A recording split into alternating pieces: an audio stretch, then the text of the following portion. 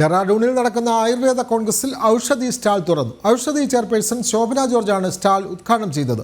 ആയുർവേദത്തിന് പുതുജീവൻ നൽകുന്നതാണ് വിജ്ഞാൻ ഭാരതിയുടെ നേതൃത്വത്തിൽ നടക്കുന്ന ആയുർവേദ കോൺഗ്രസ് എന്ന് ശോഭന ജോർജ് പറഞ്ഞു.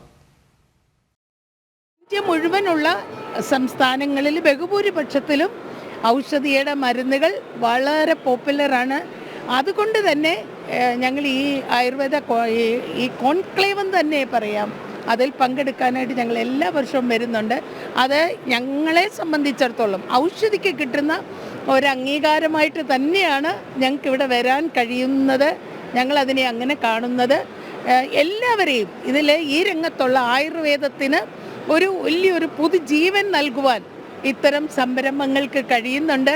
ഇതിൻ്റെ സംഘാടകരെ എത്ര അഭിനന്ദിച്ചാലും മതിയാവില്ല. അതാണ് എനിക്കിതിനെക്കുറിച്ചുള്ള എൻ്റെ ഒരു അഭിപ്രായം.